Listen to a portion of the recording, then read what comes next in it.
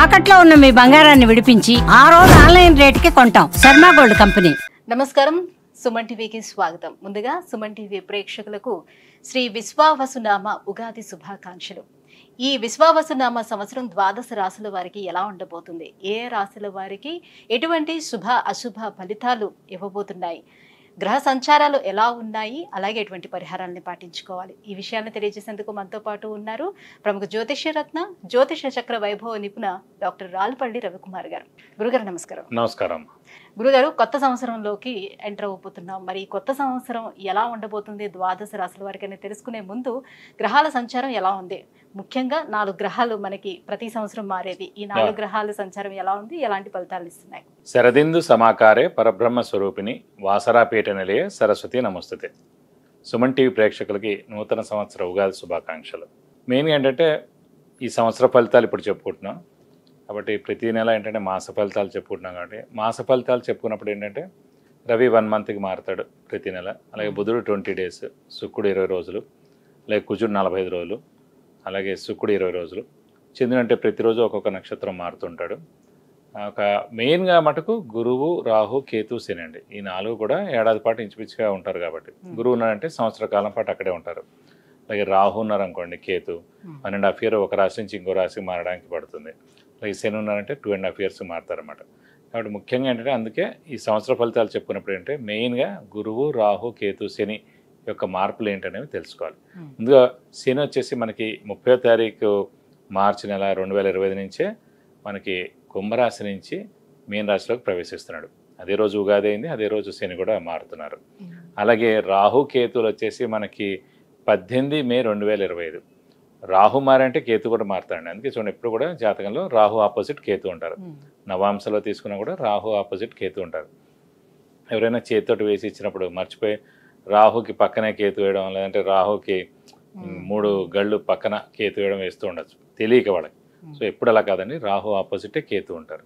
ఇంకోటి ప్రతి గ్రహం కూడా క్లాక్ వైజ్ తిరుగుతుంది, ఒక్క రాహుకేతువులు మటుకు యాంటీ క్లాక్ వైజ్ తిరుగుతుందన్నమాట. కాబట్టి రాహుకేతువులు మటుకు ఏనార్థం ఒక రాశి నుంచి ఇంకో రాశి మారుతారు. అతనేమో 18 మే 2025 నుంచి ముఖ్యంగా రాహు వచ్చేసి మనకి కుంభరాశిలోకి వస్తాడు, అలాగే కేతు వచ్చేసి మనకి సింహరాశిలోకి వస్తారు. వీళ్ళిద్దరు కూడా ఏనార్థం పీరియడ్ అక్కడి నుంచి ఉంటారు 18th మే నుంచి. నెక్స్ట్ వచ్చేసి మన గురువు, ముఖ్యంగా ఏంటంటే గురువే ఇంపార్టెంట్. అందరూ అనుకుంటారు గురువు మార్పు మళ్ళీ వస్తుంది. గురువు ఏ రోజైతే మారుతాడో ఆ రోజే పుష్కరాలు స్టార్ట్ అవుతాయండి. ఇదే రూల్ అనమాట. సాధారణంగా గురువు ఏ రాశి నుంచి ఏ రాశి మారుతాడు మనం అనుకుంటుంటాం. మన జాతకం చెప్పినప్పుడు కూడా మన రాశి నుంచి 2వ స్థానంలో, 5వ స్థానంలో, 7వ స్థానంలో, 9వ స్థానంలో, లాభస్థానంలో గురువు ఉన్నప్పుడు మన శుభ ఫలితాలు చెప్తుంటాం కదా. సో అందరూ అనుకుంటుంటారు అబ్బాయి ఎప్పుడు మన రాశి నుంచి 2nd హౌస్ వస్తుంది, ఎప్పుడు మన రాశి నుంచి 5th, 7th, 9th, 11th వస్తుంది. సో వాళ్ళకి ఒకటే నమ్మకం ఏంటంటే ఈ రోజైతే పుష్కరాలు స్టార్ట్ అవుతాయో ఆ రోజు గురువు ఒక రాశి నుంచి ఇంకో రాశిలోకి మారుతున్నట్టు మనం ఈజీగా గుర్తించవచ్చు. ఇంకోటి అంటే ముఖ్యంగా చాలామందికి అంటే ఇప్పుడు కొంతమందికి వివాహం కాని వారు ఉంటారు, సంతానం లేని వారు ఉంటారు, ఉన్నత చదువు గురించి వెళ్ళిన వాళ్ళు ఉంటారు, అలాగే ఫారెన్ విజిట్స్ కానీ, ట్రావెల్స్ కానీ, అంటే అసైన్మెంట్స్ కానీ గురించి వెళ్తారు, కొత్త జాబ్ గురించి, ప్రమోషన్స్ గురించి, అలాగే సంతానం, గృహం, వాహనం ఇవన్నీ కూడా మనం చెప్పుకోవాలంటే కనుక గురువు యొక్క మార్పుతోటే చెప్పాలన్నమాట. కొన్ని రాష్ట్రాల వాళ్ళకి లాస్ట్ 2 ఏళ్ళు లేదనుకోండి, ఈ ఏడాది ఉంటుంది అంటే ఆ ఏడాది వాళ్ళకి 2వ స్థానం కానీ, 5వ స్థానం కానీ, 7వ స్థానం కానీ, 9 కానీ, 11లోకి వచ్చినప్పుడు ఆ సంవత్సర కాలం పాటు.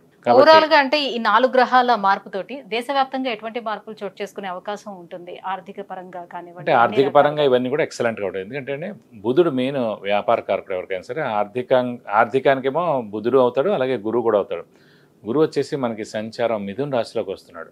మిథున రాశి అధిపతి బుధుడు అండి. సో ఎప్పుడైతే మిథున రాశి అధిపతి బుధుడిని ఈ గురువు కలుస్తాడో అంటే ఆ మిథున రాశిలోకి వచ్చే సంవత్సర కాలం పాటు ఉంటాడో సో వ్యాపార అభివృద్ధి ఉంటుంది, దేశాభివృద్ధి ఉంటుంది, అన్ని విధాలు కూడా చాలా బాగుంటుంది. ప్లస్ చాలామంది అంటే ఇంకా వ్యాపారం విపరీతంగా పెరుగుతుంది, ఎక్స్పోర్ట్ కానివ్వండి ఇవన్నీ కూడా విపరీతంగా పెరుగుతాయి అనమాట. వాతావరణ పరిస్థితుల్లో ఎటువంటి మార్పులు? వాతావరణం కూడా చాలా బాగుంటుందండి. ఎందుకంటే శని కూడా మనకి గురువు స్థానం అయిన మీన రాశిలోకి వస్తున్నాడు. ఇంకోటి ఏంటంటే ఆధ్యాత్మిక కారకుడు శని, గురువు, కేతు కూడా అండి. అలాంటి ఆధ్యాత్మిక కారకుడైన శని వచ్చేసి మనకి గురువు రాశి అయిన మీన రాశిలోకి ఉంటాడు కాబట్టి సో ఆధ్యాత్మిక వాతావరణం 2.5 ఇయర్స్ పరిపూర్ణంగా ఉంటుందని చెప్పుకోవచ్చు. శత్రు దేశాల నుంచి వివాదాలు కానీ అలాంటి చోటు చేసుకుని అలాంటివి అయితే ఏ ఇబ్బంది ఉండదు, ఖచ్చితంగా ఉండదు. జూన్ తర్వాత నుంచి ఇలాంటి ప్రాబ్లమ్స్ అన్ని కూడా తీరిపోతాయి. కొన్ని రోజులు ఏంటంటే కుజుడు కూడా నీచ స్థానంలో ఉంటాడు అన్నమాట కర్కాటక రాశిలో ఈ మే, జూన్ ఆ సమయాల్లో. ఒకసారి జూన్ వెళ్ళిపోయిన తర్వాత నుంచి మటుకు ఎలాంటి ప్రాబ్లమ్స్ ఉండవు దేశానికి మటుకు. గురుగారు, శ్రీ విశ్వావసు నామ సంవత్సరం మరి వృశ్చిక రాశి వారికి ఎలా ఉండబోతుంది? వీళ్ళకి గ్రహాల అనుగ్రహం ఎలా ఉంది? తప్పకుండా వృశ్చిక రాశి అనగా మనకి విశాఖ 4వ పాదం, అనురాధ 1, 2, 3, 4 పాదాలు, జ్యేష్ఠ 1, 2, 3, 4 పాదాలు, ఈ నక్షత్రాల సమూహంతో మనకి వృశ్చిక రాశిలోకి వస్తుంది. ఈ రాశి వారికి ముఖ్యంగా ఏంటంటే అర్ధాష్టమ శని 30th March 2025తో వెళ్ళిపోతుంది. ఈ అర్ధాష్టమ సినిమాలనే బాగా చిక్కులు చికాకులు, మానసిక ఆందోళన, స్ట్రెస్, స్ట్రెయిన్, ఆలోచన అధైర్యం, డబ్బు ఖర్చు, హెల్త్ ప్రాబ్లం, ఇంట్లో విపరీతమైన డబ్బు ఖర్చు, ఇంట్లో మనశ్శాంతి లేకపోవడం, అటు ఇంట్లో దెబ్బలాట్లు జరగడం, ఇవన్నీ కూడా బాగా జరిగాయి గత 2.5 సంవత్సరాల నుంచి. సో అవన్నిటి నుంచి దేవుడి వల్ల బయటపడ్డట్టే అనుకోవాలి. ఎందుకంటే 5th house పర్వాలేదండి, 4th house అంటే అర్ధాష్టమ శని కాబట్టి, ఇలా వృశ్చిక రాశి అధిపతి కుజుడు కాబట్టి కుజుడికి శనికి అస్సలు పడదు కాబట్టి అర్ధాష్టమ శని ఎఫెక్ట్ చాలా చూపించింది. సో 5th హౌస్లో ప్రస్తుతం శని ఉంటాడు కాబట్టి 2.5 years ఉంటాడు కాబట్టి ఇది పర్వాలేదు, మిశ్రమంగా ఉంటుంది దేవుడి వల్ల. అలాగే రాహు మటుకు చతుర్థంలో ఉంటాడు, అది కూడా మిశ్రమ ఫలితాలను ఇస్తాడు. అలాగే మనకి దశమంలో కేతు ఉంటాడు, అది పర్వాలేదు. అష్టమంలో మటుకు గురువు ఉంటాడు. అష్టమ గురువు ఏంటంటే మళ్ళీ దైవబలం, దైవానుగ్రహం, గురుబలం మటుకు తక్కువగా ఉన్నట్టు చూసుకోవాలి. ఎందుకంటే గురువు 8వ స్థానంలో ఉన్నాడు కాబట్టి.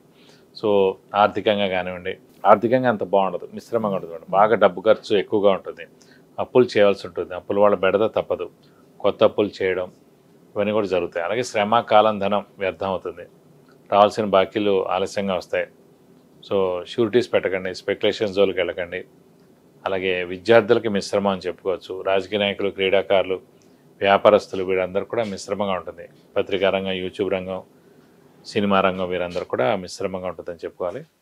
ఎందుకంటే రాహు చతుర్థంలో ఉండడం మిశ్రమ ఫలితం. అలాగే మెయిన్గా గురువు అష్టమ స్థానంలో ఉన్నందుకు దైవబలం, దైవానుగ్రహం, గురుబలం తగ్గినందుకు మిశ్రమ ఫలితాలను ఎక్కువగా ఇస్తాడు. గురుగారు, మరి అర్ధాష్టమ శని ఉండేటప్పుడు వీళ్ళకి ఆరోగ్యపరంగా చాలా సమస్యలు ఎదుర్కొంటూ వచ్చారు. మరి ఇప్పుడు పంచమ స్థానంలోకి శని వచ్చింది, ఆరోగ్యపరంగా ఇప్పుడు ఎలా ఉండే అవకాశం ఉంటుంది ఈ సంవత్సరం? అంటే పంచమ స్థానంలో శని ఉండడం చేత అంత నష్టం ఏం చేకూర్చడు, ఆరోగ్యపరంగా అయితే బాగానే ఉంటుందని చెప్పుకోవాలండి. అంత మేజర్ అనారోగ్యాలు అయితే ఏం రావు. మరి విద్యార్థులకు విద్యాపరంగా ఎలా ఉంటుంది? అలాగే విదేశీయానం చేయాలనుకున్నటువంటి విద్యార్థులకి ఎలా ఉంటుంది? ఆ ప్రయత్నాలు ఫలించే అవకాశం ఉంటుందా? విద్యార్థులకు ఒక్క అడ్వాంటేజ్ అంటే అష్టమంలో గురువు ఉండడం చేత తల్లిదండ్రులు దూరంగా ఉండి చదువుకోవడం అనేది ఉంటుందండి. ఎప్పుడైతే మన జాతకరీత్యా కూడా లగ్నం నుంచి అష్టమ స్థానంలో గురువు ఉంటాడో, సో తల్లిదండ్రులు దూరంగా ఉండి చదువు కానీ ఉద్యోగం చేయడం కానీ ఉంటుంది అన్నమాట. కాబట్టి ఇప్పుడు ఈ అష్టమ స్థానంలో గురువు ఉండడం చేత వీరు ఫారెన్ వెళ్ళి ఉన్నత విద్య అభ్యసించాలనుకున్నాం అనమాట. ఖచ్చితంగా మంచి సీటు, మంచి ర్యాంక్ వచ్చి మంచి యూనివర్సిటీలో ఖచ్చితంగా ఉన్నత చదువు మటుకు వచ్చేందుకు అవకాశాలు చాలా ఎక్కువగా ఉన్నాయి. సో ఉద్యోగంలోని ఎటువంటి మార్పులు చోటు చేసుకునే అవకాశాలు ఏమైనా కనిపిస్తున్నాయా? ఉద్యోగంలో మటుకు మిశ్రమంగా ఉందంటే మారకుండా ఉండడం మంచిది. ఎందుకంటే మారితే కనుక మళ్ళీ అక్కడి నుంచి జాబ్ మారేందుకు అవకాశాలు ఎక్కువగా ఉంటాయి, మళ్ళీ ఉద్యోగం కూడా పోయేందుకు అవకాశాలు ఎక్కువగా ఉన్నాయన్నమాట. ఎందుకంటే అటు కొంచెం రాహు బలం లేకపోవడం, ఇటు గురుబలం లేకపోవడం వల్ల. కాబట్టి ఎవరైతే ఉద్యోగంలో ప్రస్తుతం అదే ఉద్యోగాన్ని ఈ సంవత్సర కాలం మటుకు కంటిన్యూ చేస్తే నెక్స్ట్ ఏడాది మటుకు భాగ్యస్థానంలో గురువు వస్తారు కాబట్టి అప్పుడు చాలా బాగుంటుంది. ఇక వైవాహిక సంబంధాలు కానీ, ఇంట్లో నీ కుటుంబం పట్ల కానీ ఎటువంటి వివాదాలు ఏమైనా చోటు చేసుకునే అవకాశాలు ఉన్నాయా? ఎలా ఉంటుంది వాళ్ళకి? వైవాహిక జీవితం అయితే బాగానే ఉంటుందని, ఇంట్లో అయితే గొడవలు అలాంటివి ఏమి ఉండవు. ఎందుకంటే అది అప్పుడు అవన్నీ జరిగినట్టుగా అన్ని అర్ధాష్టమ శనిలో జరిగాయి. ఇప్పుడు పంచమంలో శని ఉన్నాడు కాబట్టి ఇలాంటి ఇబ్బందులు అయితే ఏం ఖచ్చితంగా ఏమి. అంటే మరి చతుర్థ స్థానంలో ఉన్నటువంటి రాహు ఎలాంటి అంటే చతుర్థ స్థానంలో రాహున కూడా ఛాయాగ్రహం అనమాట. సో ఛాయాగ్రహానికి అంత ఎఫెక్ట్ ఉండదు. ఛాయాగ్రహం అయినా కూడా గురువు భాగ్య దృష్టితోటి రాహుని చూస్తున్నాడు అనమాట. సో రాహుని కంట్రోల్ చేస్తున్నాడు కాబట్టి ఎలాంటి ఇబ్బంది ఖచ్చితంగా ఉండదని చెప్పుకోవాలి. ఇంకా మరి వీళ్ళు ఎటువంటి పరిహారాన్ని పాటించుకోవాలి? సో వీరి మటుకు ప్రస్తుతం ఏంటంటే శని కన్నా కూడా మనకి మెయిన్ గురువు రిలేటెడ్ పరిహారం చేసుకుంటే మంచిది. గురువు అనగానే మనకి దత్తాత్రేయ స్వామిని ఎక్కువగా పూజించడం, ప్రతిరోజు దత్తాత్రేయ స్వామి అష్టోత్తరం చదువుకోవడం, అలాగే ప్రతి గురువారం దత్తాత్రేయ స్వామి టెంపుల్కి వెళ్ళి 41 ప్రదక్షిణాలు చేస్తాను మీకు అన్ని విధాలా మంచి చేకూరుతుంది. విద్య, ఉద్యోగం, వివాహం, విదేశీయానం, ఆరోగ్యం, అలాగే ఐశ్వర్యం వీటన్నిటి గురించి తెలుసుకోవాలంటే కింద స్క్రోల్ అవుతున్నటువంటి నెంబర్లకి కాల్ చేసి గురువుగారు అపాయింట్మెంట్ పొందవచ్చు.